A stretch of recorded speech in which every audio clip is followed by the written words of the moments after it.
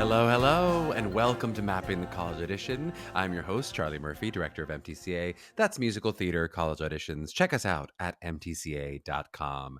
And today we've got the wonderful Amy Breslow, one of our MTCA college advisors and a two-time MTCA alumni parent on the podcast. And this is kind of a unique double episode. It's another one of our alumni parent perspectives, which we've had a number of those on the pod. And we're going to spend the first half of the interview just talking about Amy's experience as a parent, or I should say experiences as a parent. And then the second half, giving some advice and perspective from her experience as one of our rock star college advisors.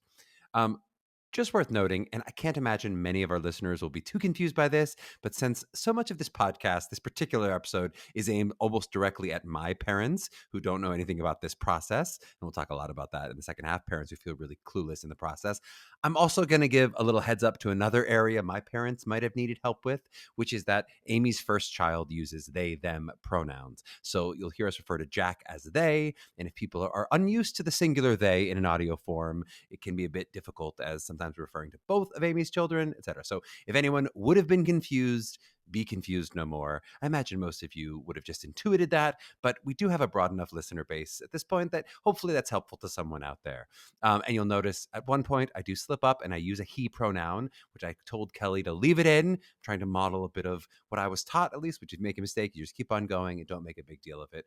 Of course, here I am making a big deal out of it by including it in the intro, but what are you going to do?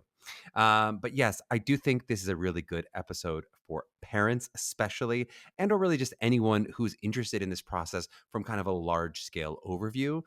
We do a couple specific tips and tricks that we weave in there at the end, but mostly we try to focus on the overall process of what you're preparing for, especially organizationally with this process. So not a bad first episode for those who are just starting out with the pod.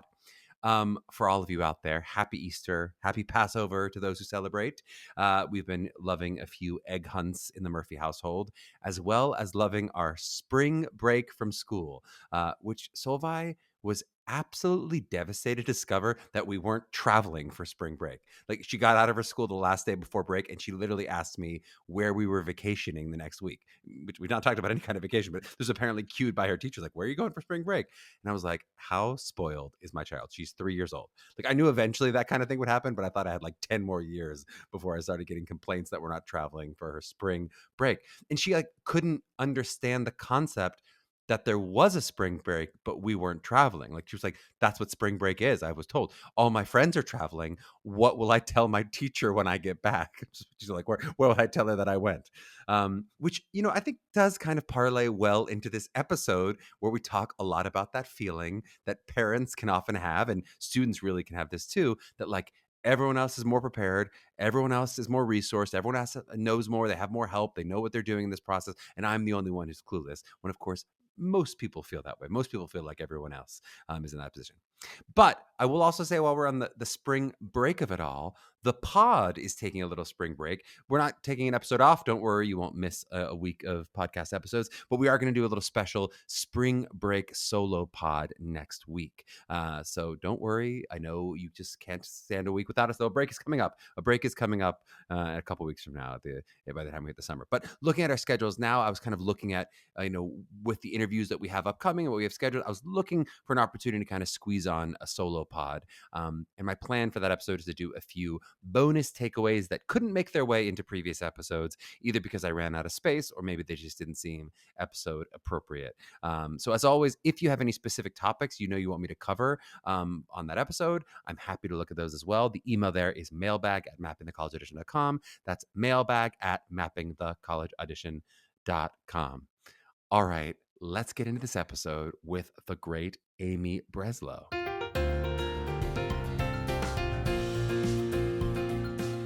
Well, we are so excited to have Amy Breslow on the pod.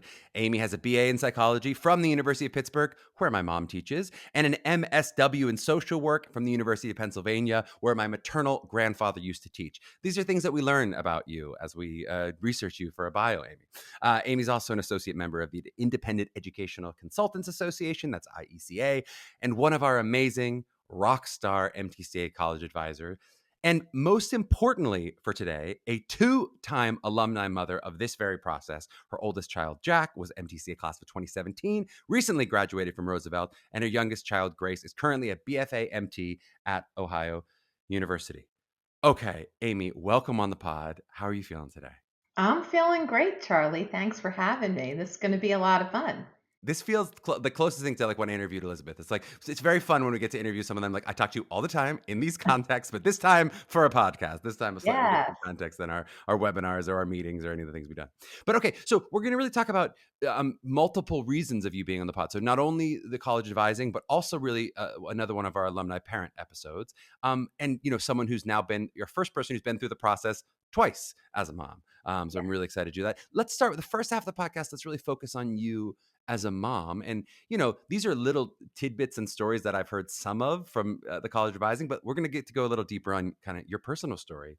Do you remember your first experience with Jack as you were encountering this artistic process? And I imagine kind of really learning fully the rigors of what the BFA process was. What was your experience as you first encountered the musical theater college audition process? Sure. Yeah. I remember there was an upperclassman at Jack's high school that was using MTCA, and I believe Jack was a freshman. And we got the information from them Yep. and waited a little bit until Jack's sophomore year to really start to explore Yep. MTCA. I actually wish that we would have started sooner, Sooner in than sophomore hindsight. year. My God, Amy. I In love it. Yep. in hindsight, but I think that it was one of the best things that we did in terms of training for Jack. Do you remember what specifically drew you to MTCA? So as you were looking at the process, imagine if you looked at other companies or other avenues of how you were going to work artistically and organizationally, what worked for you about why you chose MTCA? So I did do some research online about MTCA as well as other companies and talking with other families that used MTCA, the family that referred us.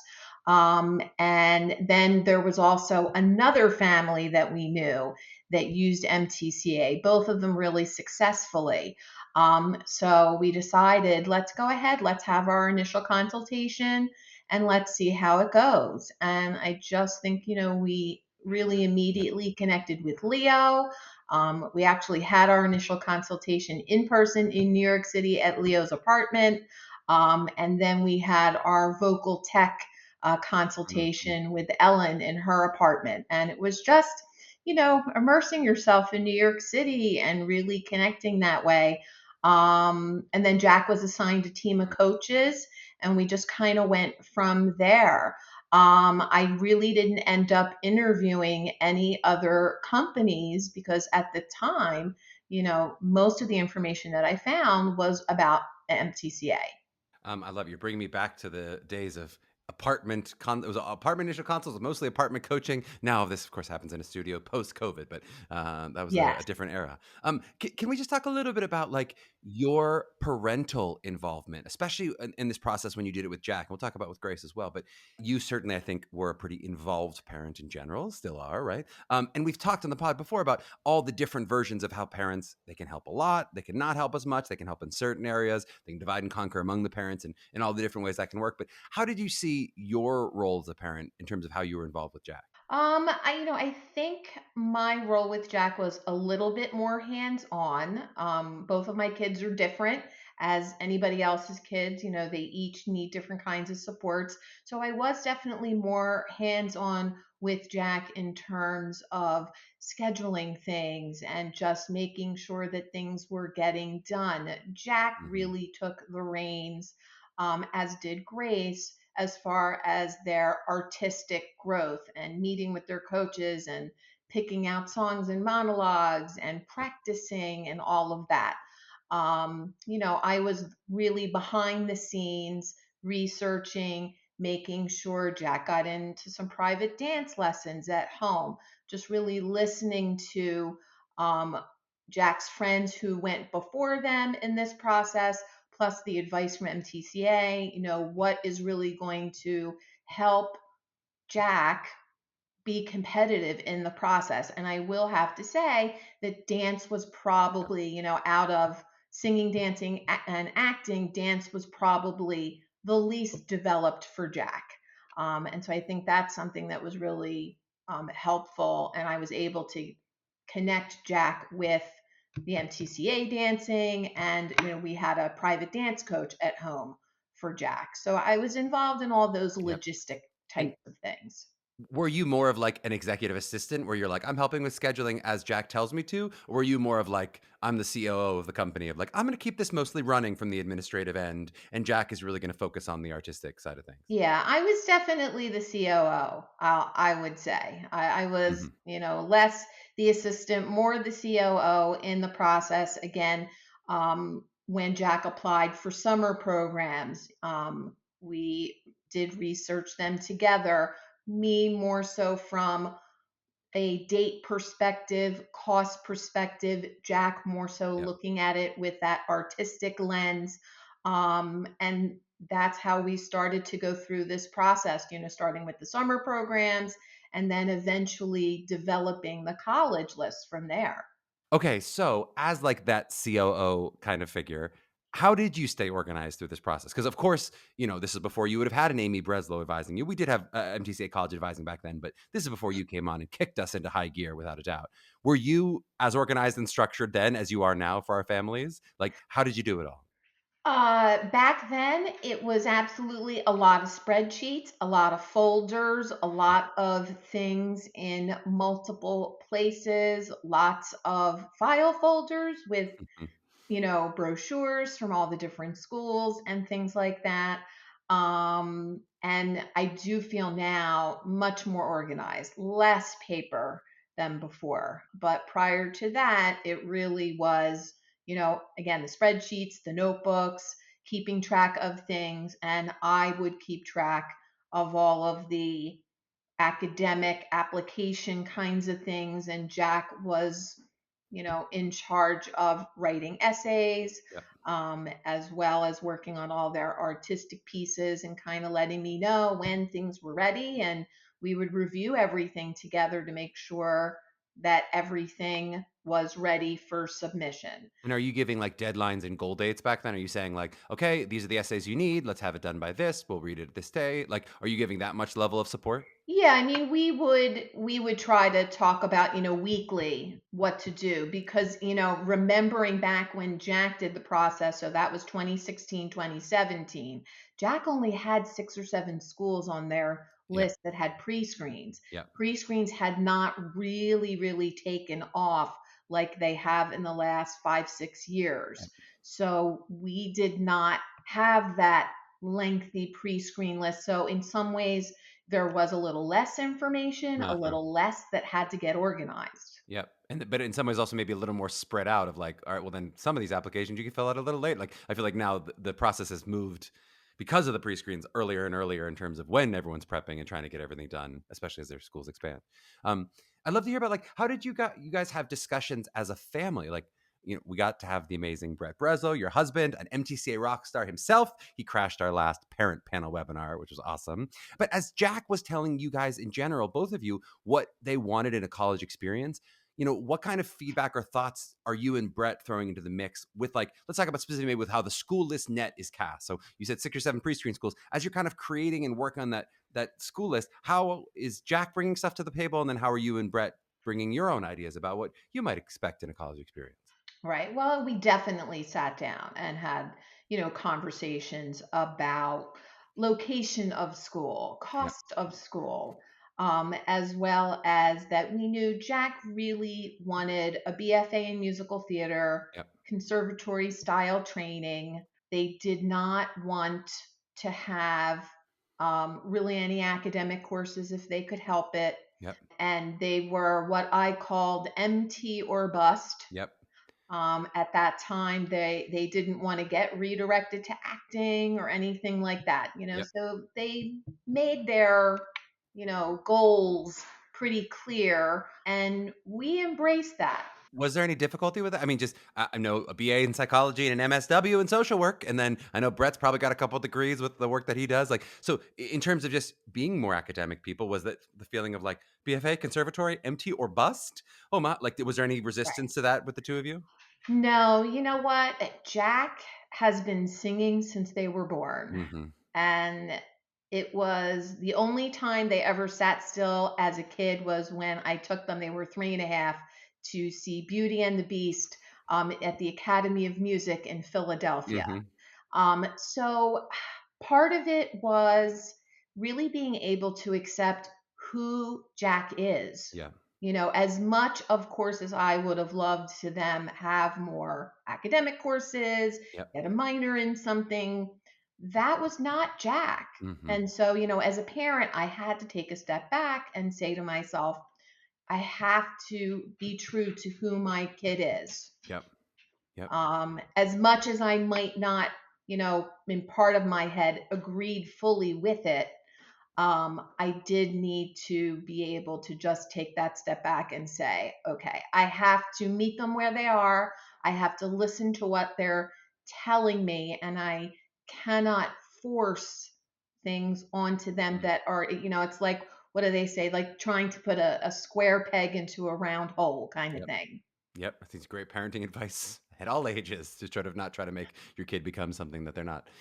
What about with Grace? So in now the second time around, now not only you have the experience of as an online mom, you have the experience of being a college advisor, having done this process now. How was it different with Grace? And obviously, Grace is going to have different goals and experiences for what she wants in a college, right? How was it different for you navigating it the second time? Yeah, Grace is more of an academic kid. She cast a wide net. Mm-hmm. She was not opposed to minoring in something. She was open to both acting and musical theater Hmm. and directing.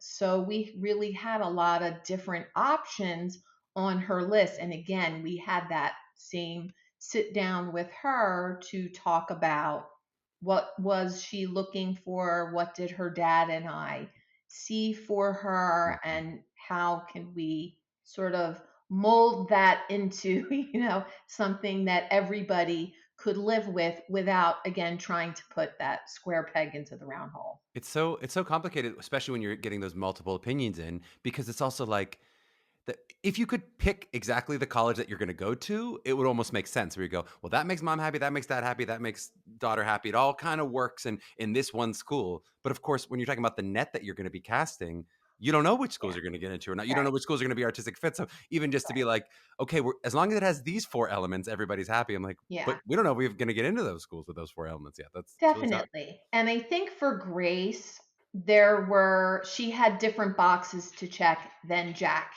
Yeah. had to check. Yep. And, some of the things for Grace with the schools on her list were also medical considerations. Yep.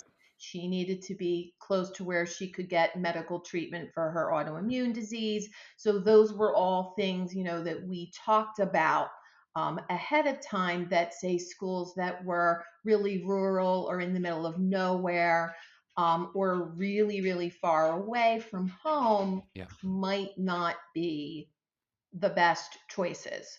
And she owned a lot of the process. Yep. By that point in time, we did have our lovely college planning software. Yep. So, she was able to log in and take a look at a lot more things and do a lot more than I was able to do with Jack in the past. And had she osmosed from both Jack's process and from hearing mom doing this stuff from the other room? Had she like gotten a lot of wisdom from, Elizabeth feels like she could basically teach this stuff now from listening to the other room. Did that happen to Grace at all? Where she's like, oh, I know, mom. You don't have to tell me. I've heard you tell students that. Well, she knew more. Yeah. And then there was 4 years between them. So she was able to see students older than her that Yeah. had been younger than Jack go through the process. So she definitely had much more exposure to it. Yeah. Can we talk a little bit about just like how you as a family navigated the ups and downs of the process? In terms of like the highs of the yeses and the lows of the nos. I feel like it's one of the reasons, another one of the many reasons you're such an excellent resource to our families. Like as amazing as it is to hear Mitch Zoll and his smart perspective on the process, which I think is a really smart one. His kid also got into basically every school he auditioned for. That's an experience that most people do not have in this process, but they're like, wow. Lots of yeses. That's mostly what my experience is, right? It's a blessed way to go through the process, but I know Jack and Grace both really had a nice mix of a lot of yeses, a lot of nos, right? What is that like navigating as a parent as you're, especially maybe with Jack the first time when you don't have the experience of it? What Yeah. is that experience of you guys navigating that? So for Jack, I mean, it was definitely a roller coaster. Jack passed all but one pre-screen, and then trying to remember. I think they applied to about 21 schools, auditioned with walk-ins and whatnot for like 24, 25 schools Yep. overall between New York and Chicago Unifieds. And then the nose after auditions, Yep. that's when the nose started. So there weren't as many pre-screen no's because there just weren't as many Yep. pre-screens. So Jack only got a yes from one pre-screen school Uh-huh. that An he ultimate yes. I passed. mean, they got a pass, but not an He ultimate got yes. a Jack got a pass from a school through the pre-screen and then also got an Hmm. acceptance. The other pre-screen passes were all no's. Yep. So it was very much a roller coaster in the process. And then certainly we also had a lot of wait lists. We had Uh, 8 or 9 yeses. I think we had like 8 wait lists. oof. And then we had no's. And then between all those wait lists, I think half of them turned into yeses, half of them were no's. Yep. Um, I think, the thing that was very surprising early in the process, it was December of 2016. Jack had auditioned for 3 schools at that point. One school came back a yes, one school was a redirect to a Hmm. BA music, and another school was a wait list. Hmm. So we had essentially a yes, a no, and a wait list. So it Hmm. was just kind of all over the place with that. I think, though, what was really helpful certainly was having that yes Yes. early Huge. on, because Jack was like, well, I'm going to school for musical theater. I've got that. But we still had, it wasn't necessarily Jack's favorite school, but we still had the rest of the process, to go through. And I was just like, all right, got to buckle up, Here we go. because we're going to have, all of this, the wait list, such anticipation. Yep. With that, the no's, really difficult. And some of them were surprising and some were not surprising because, Jack felt like, oh, my audition went really well with this particular school. Yep.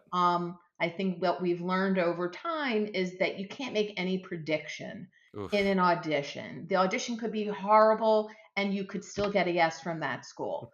Um, so basically, as a parent, I just strap myself in for the roller coaster, which I don't like. I don't like roller coasters. Ask Brett, ask anybody, they'll tell you I don't like them. And my glass of wine, and that's how Yeah. I got through it. You were just tall enough to ride this ride, Amy, just barely. Uh, Hey, don't make fun of the short ladies here. but that's amazing, and obviously, like, I'm contrasting in some ways the people who have a ton of yeses. Obviously, 12 out of 24 is great results. I mean, you talk about a lot of these schools that they're accepting 5%, 10%, sometimes many even less percent of those schools, and some that are higher, the students that are applying. But to get 12 yeses ultimately is just awesome. Do you remember? I know it's been a while, and of course it's changed. Do you remember navigating that wait list? As if anyone's listening to this right when it drops, or I guess a year from when it drops too, we'll be in that kind of wait list navigation season. Do you remember what? Obviously, half of the waitlist turned into yeses. So Jack must have done some following up with them, and what that process was like. As Jack has 8 schools, 8 that are yeses. Sounds like 8 that were maybes, or in some different form, and that he's now gonna, or they're gonna go. How do we follow up with this? What was that process like? The process, it was really different for each school. So some of the schools had a form that you filled out. Yep. I remember us doing that. I do remember, the schools that Jack was more attached to or felt like more of a connection, that they would be a better fit for them. Yep. Jack emailed the schools to strike up that conversation, continue the connection. Yep. And I think, that helped for some of the schools Yep. to come off wait list. Others, it did not, for whatever the reason. Jack was no longer a good fit, or they filled their class, Yep. and then That was they what told we had. everybody on the wait list, no, thank you. Yep. We'll never know. You never know. And did you do any? I want to talk about visits in general. Did you do any visits to your waitlist schools? And then which schools? How did you decide, even of the 8 or maybe of the 16, if you're counting the waitlist? How did you decide which schools to visit ultimately? We did not. I don't think we visited any waitlist schools. Like this is 8 years ago, Yeah, so I know. So 8 years ago, and I'm asking about 8 schools, and you already had 8 yeses too. I think some students who maybe visited waitlist school might be a little bit more because it's specifically a dream, or if they don't have as many yeses going. right. I don't think we visited any waitlist schools. There was, after we did during Jack's spring break, a visit to probably 4 or 5 schools. Uh huh. We got he Jack got off a wait list Yep. at another school. And that's what happened to be close to our home at the Uh huh. time. And so then you So ended up visiting after. Jack, Yes. Yeah. right, ended up visiting. But we did have a school in Utah, we had a school in Chicago. We went, and visited all of the schools that certainly were further away. Yep. So Jack could get a good feel Yep. for, is this a fit? And do you remember, and with both Jack and Grace, do you remember the process of narrowing down the ultimate final decision? I know both of them had multiple good options that they were excited about, which of course that's our goal of going. You have multiple options now. We can negotiate and figure out and feel like you're making an active choice of I'm Yeah. saying yes too. What was that process of getting to the ultimate yes on your end? So, in the end, so that last waitlist school, funny story, Jack didn't want to go to the accepted students day. And I Mm-hmm. said, listen, you have to go to the accepted students day. You don't have to go that school. You don't have to attend there, but you have to at least check them out and Mm-hmm. see. So they did. Um, I thought for sure when they got in the car at the end of the day, I was going to hear, Mom, I told you so. This was not the school for me. Mm-hmm. But I asked them how was the day, and they were like, I have a really hard decision to make. Mm-hmm. This school was really amazing. And they totally didn't think that it was going to be. Yep. So they did. They met with Leo. They made their scorecard, Yep. which is a list of all the things that they want or don't want in a program. Yep. And literally at that time, there were two things that caused them to choose Roosevelt versus the other school that was closer to home. Number one was that it was closer to home. Didn't No, want to be say it. 40 minutes from home. 40 minutes. That's not so close. That's not so close. Wanted to explore Chicago, which I can't blame them. I love Chicago. It's amazing. Yep. And then at that time, Roosevelt just had some more acting courses that were interesting to Yes. Jack than the other school did. Yep. And it really boiled down to those two things. It's so cool. I mean, such great reasons. Obviously, it's so individual to you in terms of the location, but I love when something about curriculum can be part of the thing that makes you go, yes, this is what, because, we talk about these BFAs. In some ways, of course, compared to a normal college, the BFAs are similar to each other, but they also are different in terms of what they actually Yeah, offer. I mean, within this field, as you really start narrowing it down, you go, that's a lot more acting class, or that's a very different kind of acting class that you're going to take, or it's right. a different amount of dance, or which things end up mattering to different people, of course, different. But I like when it's more that. Though there's nothing wrong. I think there's no reason, no wrong way to make a decision if you're like, I just love the people better, or I love, I don't know.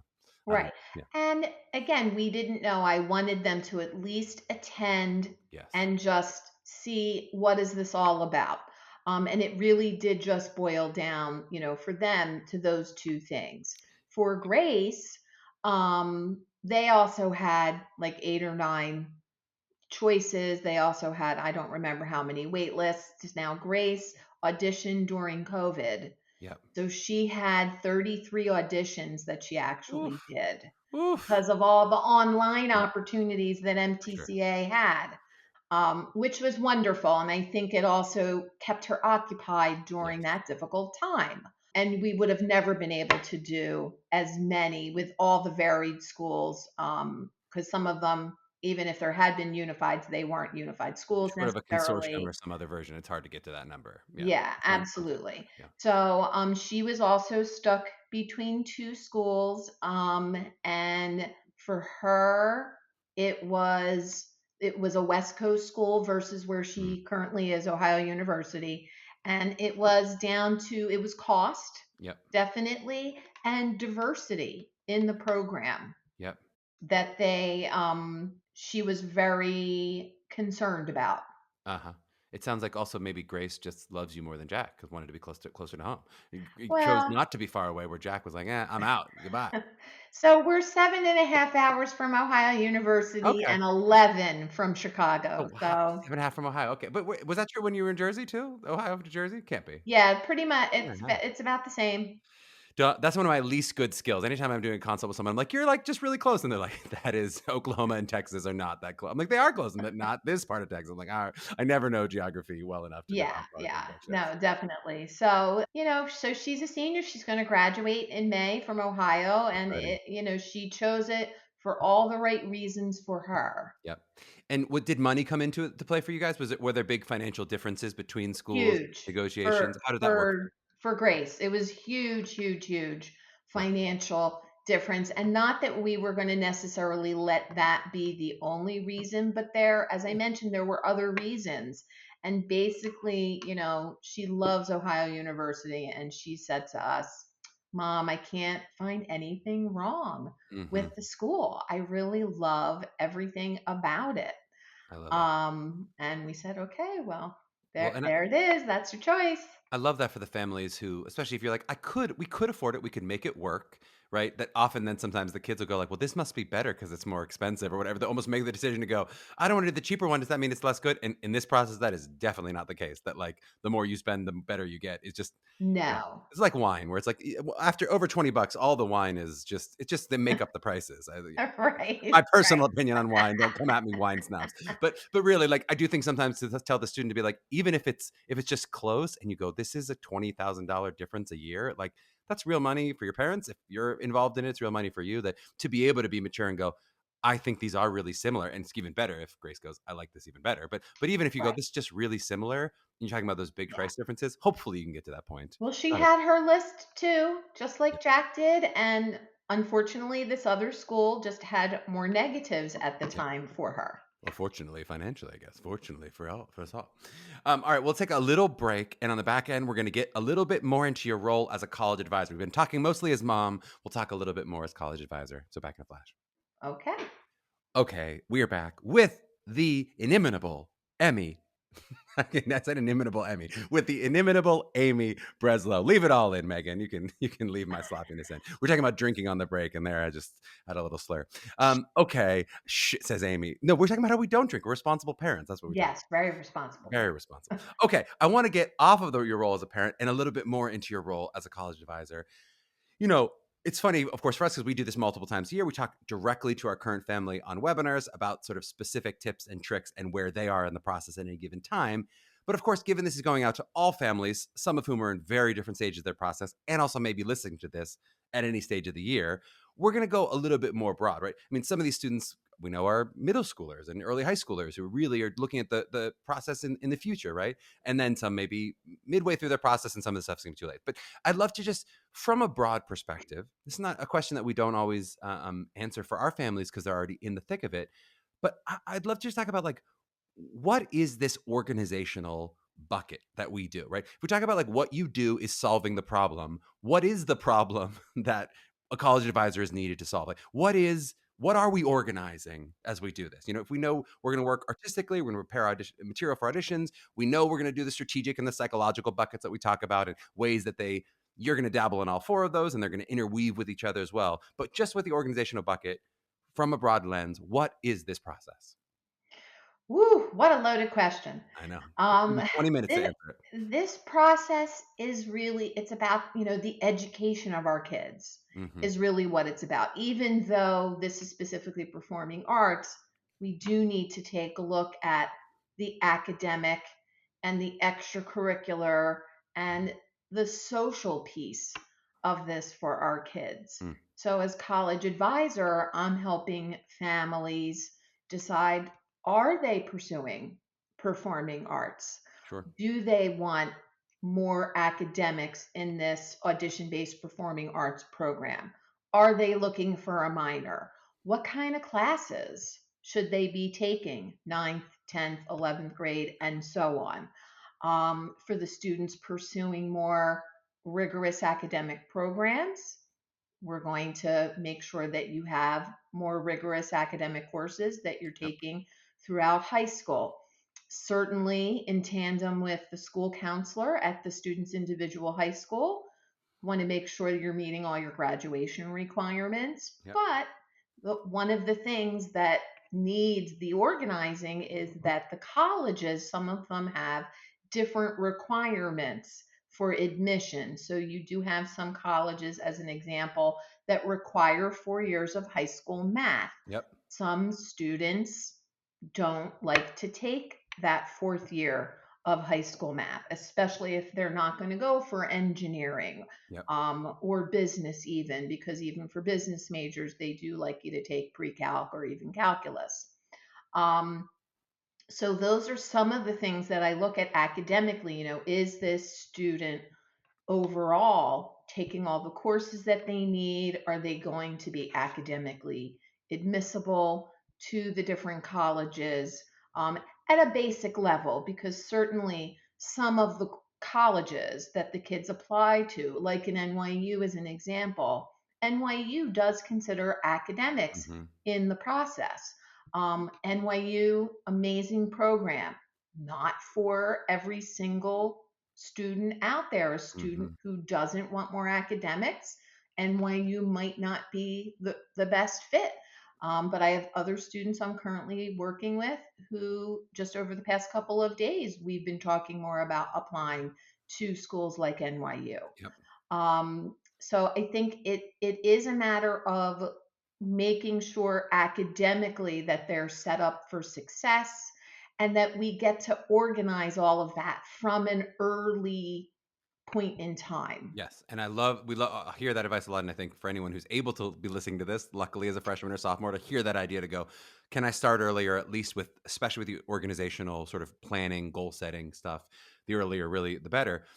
Can we? And it's still, I know, such a broad question, but can we, like, when you say organizing all of it, and knowing that you will help them sort of integrate how they're organizing their artistic process, organizing all the different processes of getting all the stuff into a college, the stuff they need to have to collect for themselves, the stuff they need to get to them. Let's imagine someone who was not going to use MTCA. Or maybe they're using MTCA artistically, but they say, I actually think I can handle this college advising stuff. I think I got this. What does that mean they would be doing? Maybe both. What does it mean they would be doing? And if I'm trying to identify if I'm that kind of person, what kind of skills do I need to be the COO person that you were? Like, what kind of skills do I need to manage it all if I don't have an Amy Breslow? Yeah, well, you need a lot of organizational skills with your spreadsheets Yep. and folders for every single kind of school. If you're not going to use an online type of program, you need to really love research Mm-hmm. and be very detail oriented, keeping track of all those deadlines. So you're going to have to research.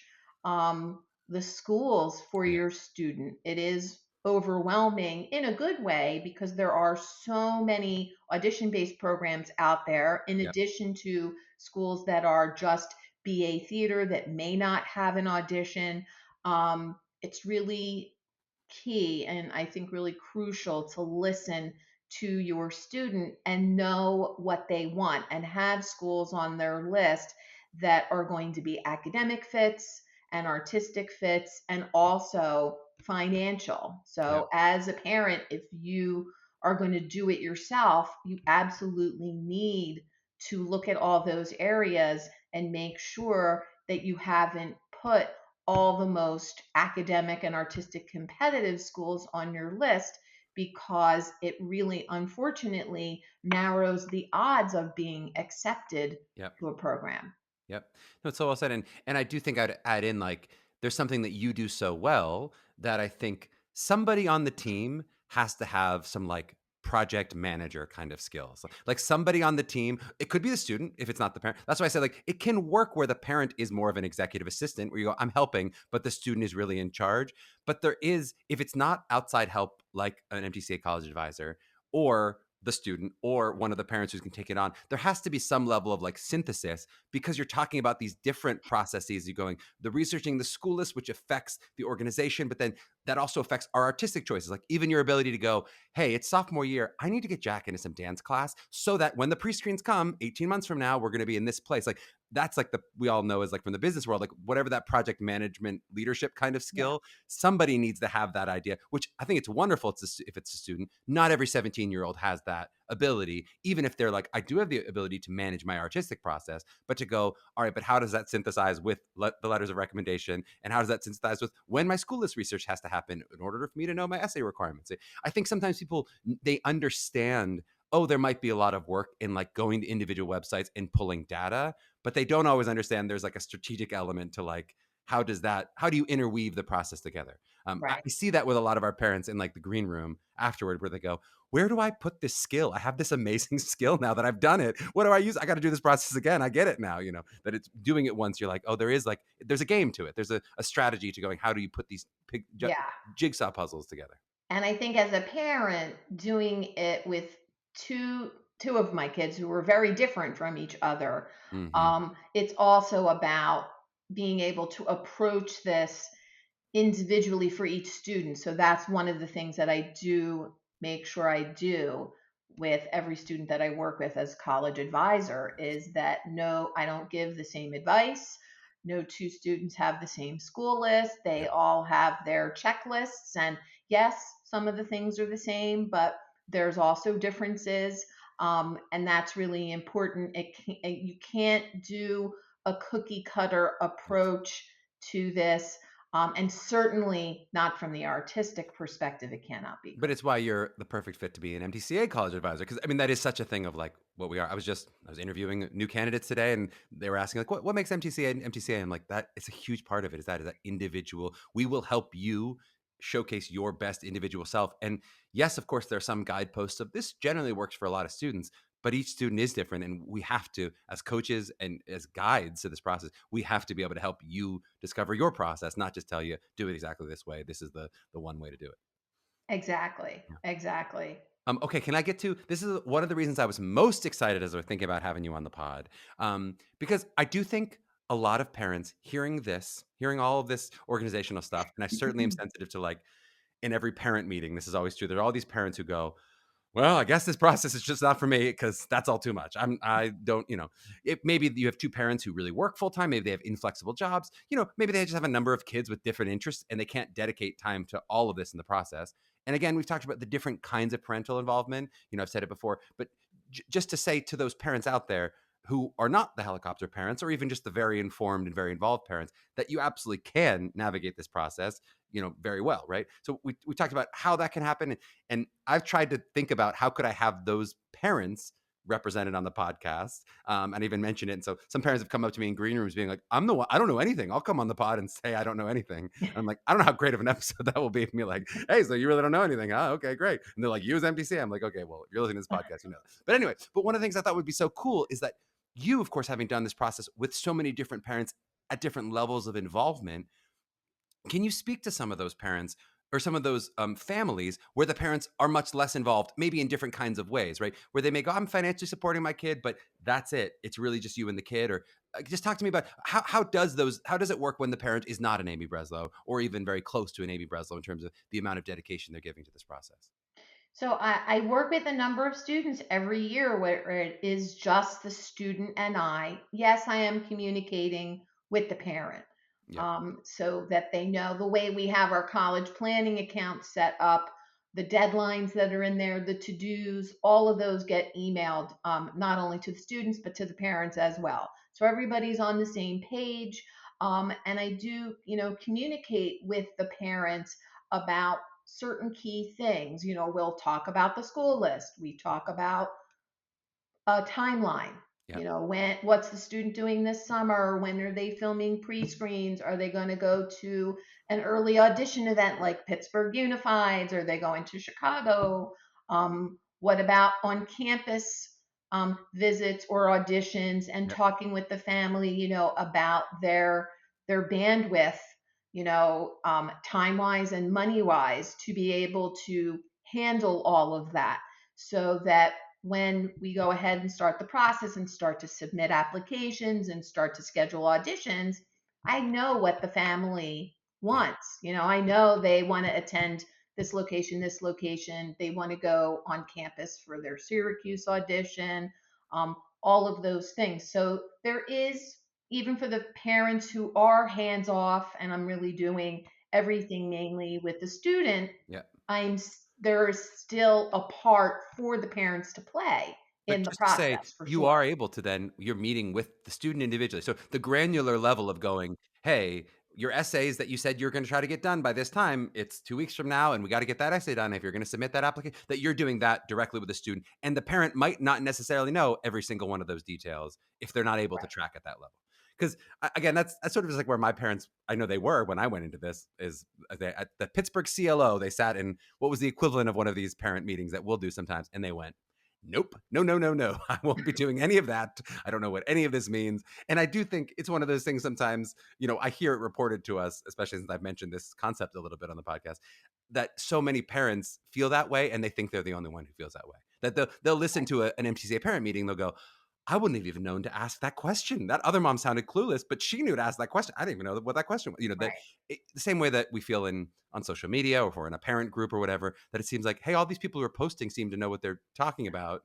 But then many people who aren't don't. That most people don't know Yeah, what they're it's such a learning process. And some parents want to learn more than others. Yep. Again, everybody has their own abilities. How much about this process do I want to know? Do I want to do?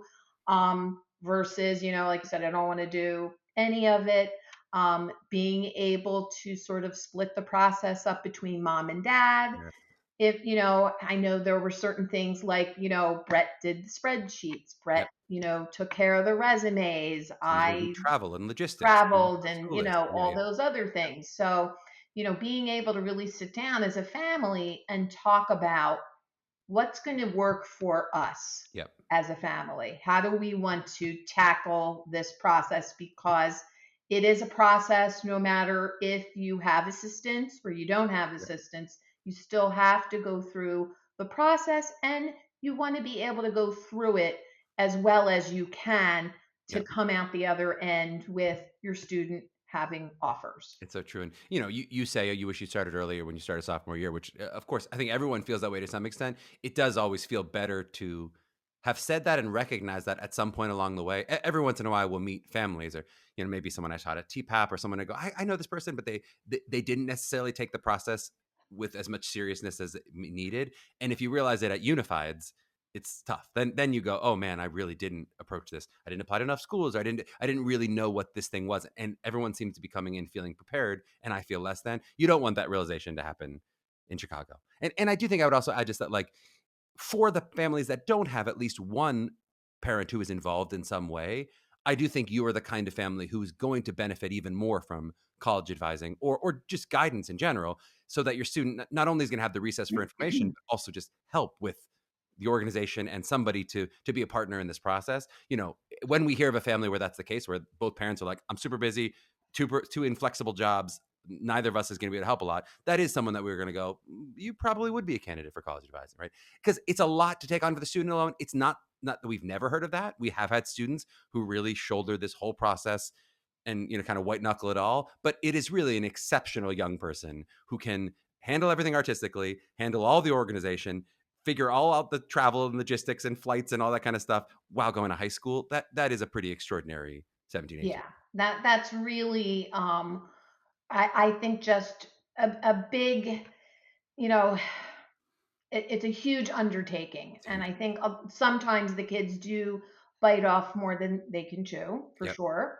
Um, but I know over the years I've worked with parents in all different ways. I mean, I might meet with a family for an hour, and that's all they feel they need. Yep. It's a And little that's advice. Yeah. great. And whatever advice and support I can provide in that hour is great. And then I have other families who, I'll see them 5, 6, 7, 8 times throughout the process. And I have others who I'm meeting with them constantly, that they are, using us in an all inclusive kind of way, that everything from A to Z, Yep. we're helping them with. Yep. Um, and I think that's one of the things that really drew me to MTCA in the very beginning when I was first looking at it for Jack, was there were all these different possibilities. You Mhm. weren't, put into this one box, and it was like, well, this is the package and that is what you have to do. Yep. No, there were all kinds of possibilities. You want to work with your dance teacher at home? Okay. Yep. You want to do this? Okay. You want to go to that summer program? Okay. Um, and I think it just made it seem like, it wasn't a hard push. It Yep. wasn't stressful, like, oh, you have to do this. Yep. It was more of like, hey, here are the things that are available, and what does what did Jack need? What did Grace need? That, And being able to take advantage of that, and just knowing that, MTCA was there. yep. Both of my kids keep in touch with MTCA coaches You better still. believe it. You better. We see Jack every time we're in Chicago. We love it. It's years later. Um, Yes, years later, they're mentors and friends, and yep. I think that a lot of times when you hear about coaching, it has in the past taken on, negative connotation. Yep. But I really look at all this as training and Yep. education.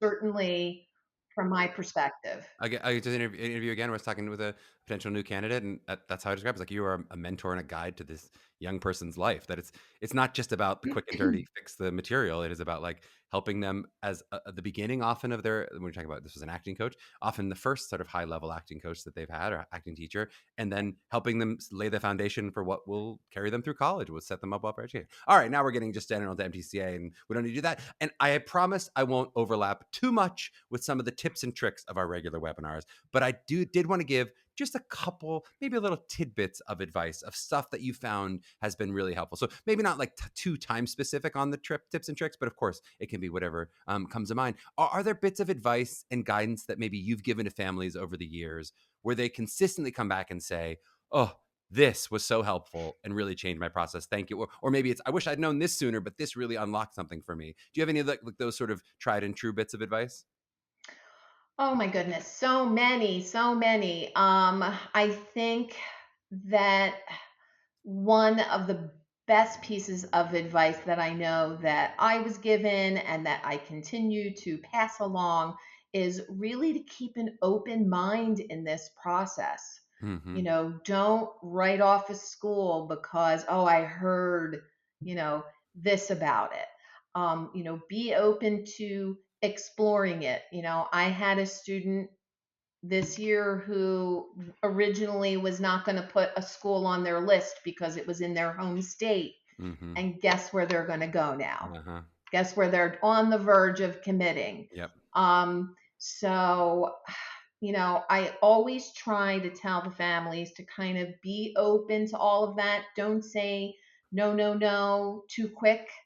Um, that I think is one of the biggest pieces of advice. I love that also because it goes beyond just being open to that specific school, but it is such good advice for the way then you encounter your schools that maybe you knew you were going to always apply to. That like to walk into those, it's both the schools that you might have negative feelings about, and also the schools that you know you're in love with. To actually be able to walk in with that openness of like, what are you like? To be curious and not know all the answers, you just come in as a much better auditioner than if you're like, this is the dream school, this specific school is on a pedestal versus going like, huh, I'm interested in meeting you. What are you going to be like? For all schools is just great artistic advice. All right, cut you Yeah. off. You had a second one in there, and then two. We'll only do two bits of advice. Two bits of advice. Oh my goodness. I would say, start researching the schools early. Yeah, So if we're talking, freshman, sophomore parents, start to look. It doesn't mean that you're going to go to yeah, any of those particular schools, but you want to research, and doing some visits when they're younger. Visits, in junior year and senior year, those are much more difficult because you're so busy with the process. yeah. But I think as freshmen and sophomores, it can be good to just expose yourself to a city campus, a larger campus that's not in the city, smaller schools, larger schools, a Mm-hmm. conservatory, and just see, do you feel that school is compatible? Because I think sometimes we do get hung up on a name of a school. Yeah. Some of the schools, they've been around a really long time and they're on those, top 20 lists, which I always, here's another sneaking Mm-hmm. in a piece of advice. Two and a half. Don't All right. don't take those lists, Yeah. as gospel. You can take them and use them for research, but I could ask 10 people to make top lists of schools, and you're going to have all these different schools on there.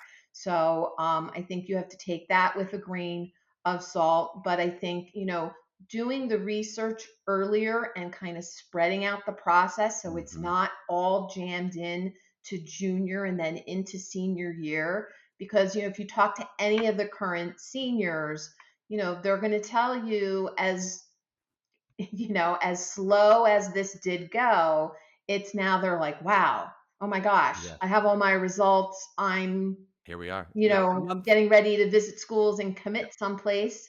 Yep. That happens quicker than we think, even though I know it does feel like a long time. It's so true. And I really love that advice of, and I think there's a probably a more nuanced answer of like the way that you research schools depending on where you are in the process. But I do think starting early has such an advantage. It's not just about, okay, so then you'll know that specific school, but sometimes we'll meet sophomores or even we'll meet juniors and they'll have some idea, like if you ask sort of like, what's your mission statement for your list? What are you looking for as you sort of talk about the kind of net that you're going to cast? Where if they haven't done any school list research for, then it's like it's really vague in terms of the advice we can even give you. Because I'm like, they'll say, I want a BFA that's this and this and this, and I go, that's great if you know that much detail. Sometimes they don't even know that, and then of course it's harder. But even if they know that, I'm like, if you don't know what that is like, if you don't know what a BFA is like, or a BFA that's more conservatory style, or a BFA that's more liberal arts, if you don't really have that sense coming in, then we can give you a list of schools that are the thing you said you might want, but this may totally change after you then have the experience. That even to know like some samples and some examples of like what you think you might want, it takes doing some of that research to then go, all right, now I know how to research. Now I know what to look for. Now I know what I'm into from doing it. It takes some reps at it. I'm going to sneak in one more bit of advice from you, just because this is, for me, one of the simplest things. You said this, I don't know how many years ago, but I've heard it from so many families. This is like the lowest investment, highest payoff little tip and trick that I've heard from Amy Breslow, which is just starting your own college-based email. Amy, I don't know if you know this. I have now done this already for Solvi. I have a college-based email. I mean, it's school-based, but it's for her pre-K stuff because it is so annoying, the emails that you get, and then also Yeah, trying to organize, because Elizabeth and I are both helping. And so like, if you put us both on the list, not every school and company emails both of us. They normally right. default to the mom. It's fine. It's sexist, but whatever. But to be like, I want one email address where we have all of her school information. It's such a No, it's a payoff, great idea. and early. The more you can do it early, because if you wait till halfway through the process, You're and you, really early, Charlie. That's really, really I'm early. early. Used to But be started sophomore year. I started 3 years old. That's how you do it, Amy. That's early. That well, is I'm early. glad you took my advice. I did. I love it. I love it. Are there any, on the converse of that? Are there any kind of like mistakes, maybe people who who've gone through the process without MTCA, or people who just met us later and go, oh no, I made this mistake? Of course, it's a version of advice, but any kind of common mistakes that you go, if I'd known this from an organizational strategic perspective, this would have really helped me out. Well, in talking about the school list, I did have one student who took a gap year, did not use MTCA first go around, Yeah. took a gap year. I went, I had a meeting with him and his mom, and we talked about what happened the first go around because I wanted to kind of understand like what their process was. And he basically told me that going back to these school lists, he looked up, top 25 Hmm. musical theater programs, and those were the schools he applied to. Hmm. He just took some, random list, applied to those 25 schools, didn't research them, got into a couple of schools, and went to visit, and they just were not the right Uh, fit. So he decided to take a gap year and use MTCA for the second go around. And I basically said to him, okay, well, we're not going to do that again. yep.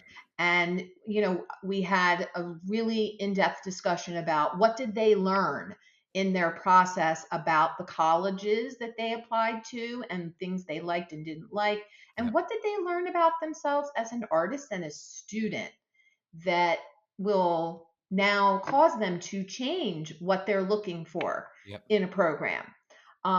So I think that was one of the ones that stands out most to Yep. me. Totally makes sense. And that's the version of not having done the research in advance makes it trickier to Right. then go, now I'm researching the 3 schools that I happen to get into, and if they're not what I wanted, then, man, there should have been 3 other schools that could have taken that place. Yes, but they did end up at their dream school in the Hey, end. now, Amy, we love, we love, we Yay, love. I was so happy for them. It was such a wonderful thing. I love it. All right. So as we move toward wrapping up, I'd love to just do any tips from you or Brett, from sort of the communal parents, the Breslows, just from the kind of parental angle. Like anything you feel like you learned as two-time alumni fam with like, or with just all the years, on the team from your perspective as parents, Yeah. you know.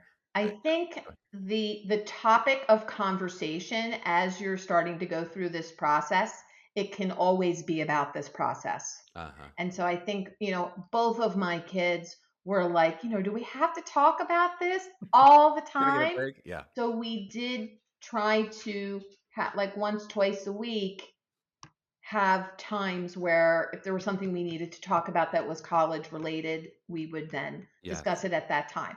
Obviously, when we were in the thick of applying Yep. and pre-screens and whatnot, those we did have to talk about that stuff every day. Yep. But if we were sitting as a family having dinner or we were going out to do something as a family, nix the college So smart. talk because you've got to have a balance with that. You also want to be able to enjoy your time together as a family, and it can't be about this process all the time. It's so smart. And also, is it always productive talk, or especially for first time families, sometimes like this is just anxiety. Now you're just wondering and asking questions and freaking out about results that you don't know any answers to. I'm like, is that actually helping you? Is there something to do in this conversation? Or are we just I Right. find my And that is the other thing too, is just, ramping up that stress and anxiety. And if we could talk about it a little less and talk about other things, it was better. Yeah, it's so true. It's so true. And I loved, I mean, I'll just share a little bit of what this podcast is becoming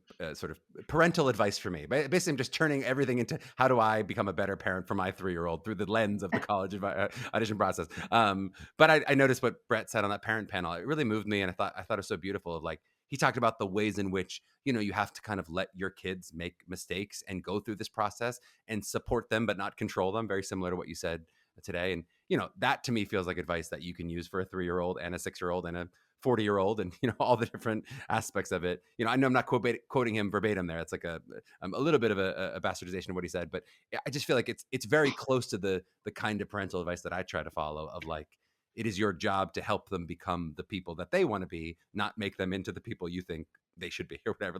Not trying to Right. mold them this way, but to allow them and give them space and support and guidance, but to sort of become that. Yeah. And like so many things, a balance. Of course, there is sometimes they need guidance if they're going astray. It's not like Sure. I just let mean, them do whatever. if you see they're headed towards a really big mistake and it's something that's dangerous, of course, as a parent, you're going to speak up. Yes. But other times, you do just have to let them do what they're And going figure to it out. do, and Yep. they have to learn on their own. Ooh, I guess, this didn't really turn out the way that I wanted. Maybe I shouldn't have done it that way. Yep. But they have to come to that on their own. I've certainly seen the experience of parents who, watching it through this process, who have the mentality of, okay, we just have to get them into college. That's that. Then after that, I'll relax. I promise I'll let them be their own people. But then that definitely carries forward into, we just got to get them through college. We just got to get them into their first job. And it's like at some point, I'm like, they just got to fly a little bit. They got to flap their own wings a little bit at some point too. Um, Yes, what they about? do. Do you have any bonus advice for our partnership? Because now mostly it's about me trying to become a parent, but of course I could try to become a better partner too. But you and Brett do seem to be such a model in terms of like your ability to communicate with each other, right? I've seen you navigate a very stressful process with like good humor and I think solidness between the two of you. I don't know if that's true or not. At least you're projecting that to us, right? But was there anything that you felt like really worked for you and Brett specifically of like how you navigated your own mental health through it? Uh, well, I don't know. The first time around, I think, was more stressful in terms of thinking, that Jack was gonna fly the nest like far away, which Uh-huh. they did. I mean, it could have been even further. But I think that was more of a concern for Brett than it was for me. But I think once we sort Hmm. of, as a family, experienced Chicago and realized, like, okay, this is our oldest, the first one flying the nest, that it was going to be okay. Yeah. And then I think just with Grace, it was a blur because it was, we were all still in lockdown and Uh-huh. we all just approached things very differently also because of what my family went through during COVID. Yeah. So I think that there were just a lot of things that became that maybe were stressful before or like little, picky things that just kind of became unimportant.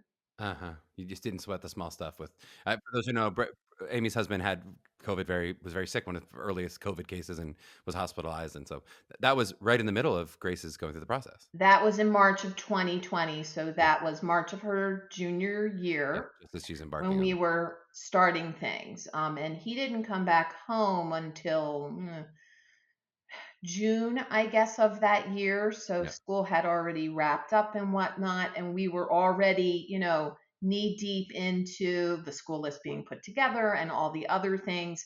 And I just think as a family, with, his life being at stake, none of the rest of it mattered so much that we were just kind of like, all right, we're going to do this and we want our kid to be happy. Yeah. Don't sweat the small stuff is generally, I think, good advice as well. We love it, and hopefully there was some like vacations or massages for you afterward for what you had to go through with all that, holding your family together. Yes, there were. Good. Slowly but surely. Slowly but surely. We're finally coming out of it. All right. Well, I'll let you go, Amy. Thank you for the time today. This was so fun to get to see you. Always a pleasure. Thank you, Charlie. Thanks for having me. You bet.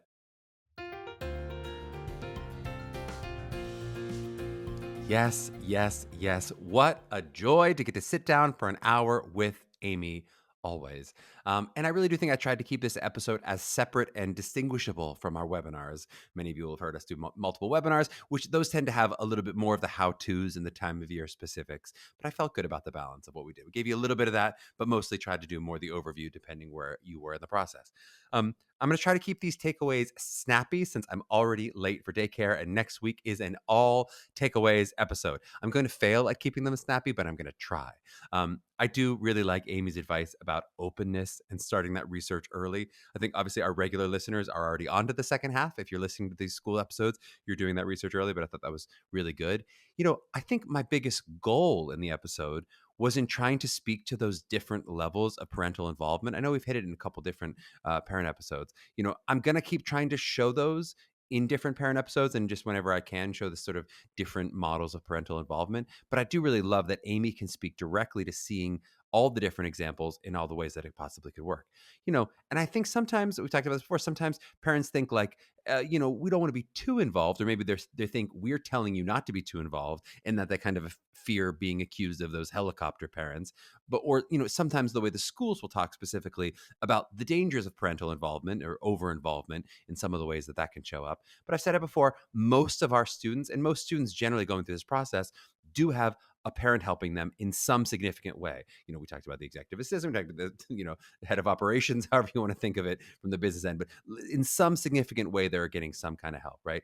And if they're not getting significant help from a parent, likely then they're going to have some kind of outside resource, like a college advisor, some guy to be able to help them through it all. So, in me trying to speak directly to my poor parents who would have like felt completely clueless in this entire process, and my parents that would have tried to like they would have stayed proudly and obstinately clueless. It would have been like a thing that they were proud of how little I was able to learn through this process. Even in the face of webinars and information that was at their fingertips, they would have just been like, nope, I still have no idea what this, and I'm not going to learn, right? But they would have been great candidates. To the point of that, they would have been great candidates to benefit from a college advisor like Amy, who's not only offering that true expertise that she has, but is willing to help with having some of that stress be delegated to her. Like for my parents, the feature would have been, it would have been a feature, not a bug, to have been offered an opportunity to not have to listen to these very podcasts and learn about what their child was doing. So a lot of you here, of course, are those more curious people. You've come to us and you want to learn. You're here, at the hour mark at a takeaway of this podcast. But for those who may be listening a little begrudgingly, or if you know people who refuse to listen or are a bit begrudging, I feel you and I'm sorry. And you're not alone in this process. A lot of parents do feel that way. And you might just be, or they might just be a great candidate to have someone help with some of the knowing and some of the research stuff, if you have a lot of things on your plate. And speaking of involvement, I really like that Amy talked about the ways she's and Brett were involved in the college list discussion. This again is delicate, and I think each family will really do it differently. But we always say at MTCA that going to college, where you go to college, is a family decision, right? Especially if the parents are help paying for it. But even if not, it's a big decision that you often want to make as a family, and that's going to come about the way that your family makes those kind of decisions, right? This is where we always do say it is nice if the student has the ability to lead with their interests first and foremost, but they don't necessarily get to be the only vote in the room, and their interests aren't necessarily the only factor that are going to go into picking a school. I will say in general, from my years of observing those interactions from the outside, and I guess maybe my understanding of parenting in general these days, I think this is an instance where clear is kind in terms of any non negotiables that the parents might have, getting those out at the beginning, right? Amy's advice to stay open is good advice in general with a lot of things that might be on that list. If some of the things the parents might add, if you're going to say, like, you're not going to any school that's not top 20 academically, or you're not going to go to school any school south of Pennsylvania, or whatever your rules are. But if you do have that kind of absolute rule in the family, whatever it is, the more that you're communicating that early on, the better, right? Some of those kinds of rules will be clearer than others. Like, Amy mentioned the medical concerns with Grace, right? That might give very specific restrictions that you would know about. But with questions like safety in general, I think it is worth having that discussion. What kind of places feel like they're going to be safe for the student? And is the student and the parents, or are the student and the parents on the same page, right? Is there an absolute no in the parents' head of the idea of a place like New York City or of a school in the deep South? But maybe the student couldn't be more excited about one of those things, right? Or is incredibly excited, right? It's a good idea to have those discussions now. It may not be easy, but it's a lot better to do it now than to have a fight over it after the final decisions are in, or after the results are in, that is, right? Once a student has fallen in love with the artistic program and has everything lined up, you don't want to be saying, no, sweetie, I'm just not comfortable with you going to that school, especially if the school was always in that location. You could have known that when we applied in the first place, right? You would be shocked how many times I've heard that the parents' plan was to kind of hope their kid didn't get in so they weren't stuck telling them no, right? That is not a good plan. And there's just no better way of guaranteeing your kid will get into that school than if that's what your plan is, right? And I think often the reason I say it's worth having these discussions early is it's not that the parent knows, hey, 100% it's going to be a no later in my mind, but they're just really uncomfortable with the idea and just hoping they're not faced with that decision. And so then they just kind of avoid the discussion, right? But so then it kind of ends up manifesting in this kind of like subversive pressure campaign late in the process of like, but isn't this other school really good? But what about this school? When it's like, hey, are you just saying you never would have been comfortable with me going to this school, right? Having those hard conversations now is really helpful so that the list can reflect what is realistic. We talk about all the ways in which you want to set your list balance up. That includes any of these other things that feel like they're sort of boundaries that the parents want to set. And I think probably the hardest place to have that conversation is when it's surrounding money, especially since you don't know exactly what the scholarship opportunities that may come up for you. You won't necessarily be able to shape your list solely based on money to say, hey, no school that's over X, because you don't know what X will ultimately be after that scholarship money comes in. Though, again, you certainly can be strategic with which schools you can include that you know are going to be affordable options, right? But if there is a hard line in the sand of how much you can pay, or maybe what you're willing to pay, even if it's not about how much you could pay, I think it's always better to have those conversations in advance, right? Some families will say, hey, we're willing to pay up to X and the rest is up to you. So if you get into a school that's more expensive, then it's about loans, or you figure it out, right? That can work, right? But if there's a situation where a student has a school on their list that wouldn't work without a certain amount of scholarship money, you want to have that conversation before the in happens, right? We would still love to have that school on the list because the scholarship can happen. You don't know what that ultimate scholarship would be. But if money's going to be that big factor in a final decision, the more that's present at the beginning, everyone's on the same page, the better, right? And that also goes for conversations around different schools and different costs and just what that means, even if it's not about a hard no or a limit, just so that you don't, encounter that. I gave that kind of wine snob scenario, right? That you don't encounter that idea where like we might assume the most expensive option is the best, or you might just sort of lean toward paying the absolute most because of whatever the limit that you might set, right? Just to be able to understand the difference in cost between programs. And if they end up feeling comparable, and knowing you might make the decision to a more affordable option based on your negotiation, right? I think it's helpful for the student to be involved and be a part of those discussions. Even if that discussion, especially when it comes from, hey, we only have this much to offer you, it may not be the most fun from the parental perspective, but I think it also really helps set them up well for like what their life is going to be like in this business in general. I mean, so often in this industry, you are weighing different career options where finances are going to be a limiting factor. Elizabeth and I do it all the time, right? So I think having that conversation in a guided form with a parent who understands what it is to pay bills and understands some of the things, that can be really good for a young person, especially if they're hopefully in that privileged position where they haven't been thinking about that their entire lives. They haven't been worrying about, what does $20,000 really mean at 17, 18? What a wonderful thing if they haven't had to think that way. But eventually they're going to have to think that way if they have a mortgage or they have all those kind of things. Okay, so I had like 7 different takeaways jotted down, and that's only 2 of them. Some of these are going to transfer to next week's bonus pod. So we're going to do some of these. You get some sort of the second half of these Amy takeaways and a lot of other takeaways on next week's pod. I will just do a little quick hitter on pre-screens, because did you notice that Jack's numbers in 2016 of 6 or 7 schools that had pre-screens, I'm guessing that's out of about 20. I don't know if Amy said the number, but that would be my guess, is that they would have been about 20, and that Jack passed all of those 6 or 7 pre-screens, right? You've heard me do this before about railing against the word pre-screen and how that is the wrong word for what they've become in 2025. As those who listen to the college episodes, you'll have heard the most common pre-screen pass percentage is that they pass 25% of their videos, meaning 75% get a no from the pre-screen. That just wasn't the case back when pre-screen started. I remember talking to professors who hated the idea of a pre-screen, the idea of like weeding out these poor kids based on a video when they don't really know what they're doing on a video. They don't know what they're in the room. How are they going to do it on a video, right? And they know the live experience could be so different. But these professors, they would justify it by saying, hey, we're just going to use it to weed out the people who are truly not prepared, where a live audition would be a waste of everyone's time, right? And we used to see that with our numbers, that a large percent of our students, especially our students who were prepared, a large percentage of them would pass a large percentage of their pre-screens. It would not be uncommon to pass all of your pre-screens, right, in those early days. Now, it has just become so much more competitive, especially with that part of the process. It's become even more competitive, sort of per capita in the pre-screen percentage of the process, as even as those final admission numbers, they've not shifted nearly so much to be more and more competitive the way the pre-screen process is. Schools are really modeling more of what happens in the professional world, where there's an initial self-tape audition, and everything that follows is a callback, right? Schools have adopted that callback language. I like to see that they've done that much more than they used to, right? For a while, you'd hear pre-screen and then just audition. So I love that they're bringing that idea of callback. Not every school does that, but those who do, I love it. But sadly, that word pre-screen has just not gone away.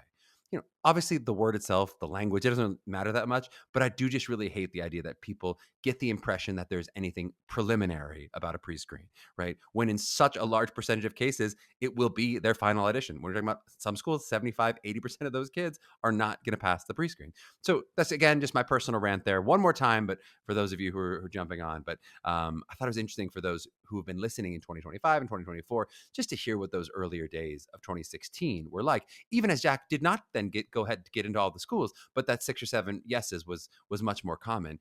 That back then it would have been appropriate, and it was appropriate to be called a pre-screen. But again, if I ruled the world in 2025, I would call it a video audition and a callback, or a self-tape audition, self-tape video audition, however you want to do it. Send it to the presses. That's what we're going to call it. We all declare it here at Mapping the College Audition. And I'm just going to wrap with a little bit of Amy love, in that when I asked her this question about the process as a whole and kind of what it is from her perspective, this is a question, despite having interviewed for many years, I've never asked her this question in all of our years of doing this together. Her answer was, it's about the education of our kids. I mean, like, just underline yes, yes, yes. That's what makes Amy such a great fit as an MTCA mom, as an MTCA college advisor, because that is really how we see it as well. This process has become so large and competitive that it is really easy to get sucked into the result of it all and think that the process is actually about getting into college, which, of course, to some extent it is. I recognize it even in like my woo-woo takeaways perspective. Of course, to some extent it is about getting into college, right? But I do think the students and families who are most successful really are trying to take everything in as, this is about laying the foundation of my education, right? Ethan Slater talked about in his podcast episode, I thought he said it well, of like what unlocked for him in college was the idea of trying to go to class and actually learn for himself, to learn the material, as opposed to trying to go and get the grade and get through the class, right? which for many people in high school, that is how they go through high school, right? If your focus is on the result of getting into college, of getting the A, it's understandable, as a lot of people might have that same focus on an AP class. I'm trying to get the 5 on the test. That's the goal, right? But if you're able to really think about this process as a foundation for a long career in the arts and the way you're going to approach life, it's not only that it becomes less stressful, but you actually are more successful in this process. The same way I talk about, like, if you can look at an audition as an investigation, as like you meeting someone and introducing yourself to them, you're going to do better. That goes across the board with this process.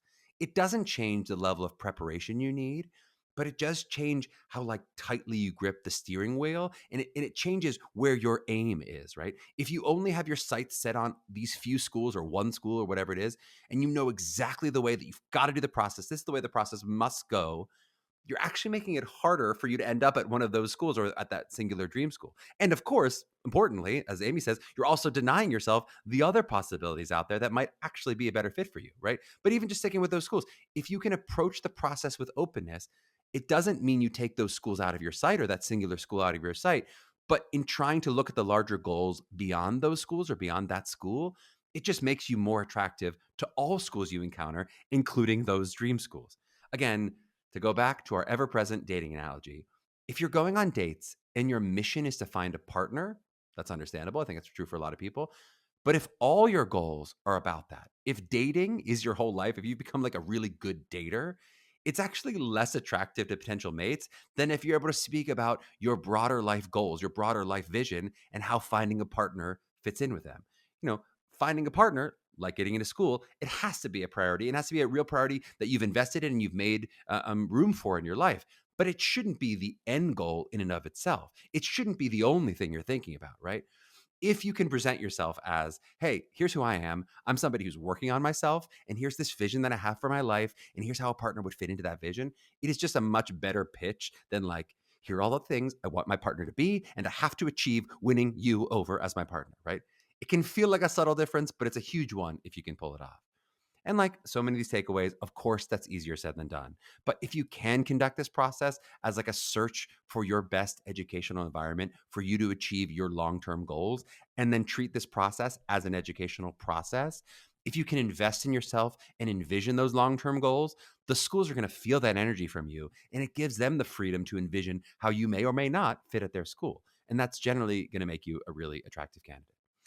Okay, that's it. We found our way back to our dating analogies, which is where we end all of these takeaways, or many of them. This episode was produced by Kelly Prendergast with social clips by Jordan Rice. You know you can follow us at Mapping the College Audition on Instagram. You know you can rate us, review us on all your podcast platforms. You can check us out at MTCA.com for information on how we can help you with all of your individual college prep needs, from artistic work to our wonderful college advisors.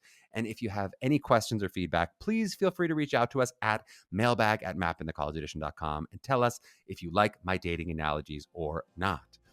To my young artists out there mapping their journeys, please trust you are enough for the right program exactly as you are right now. Now keep striving. We'll catch you next week.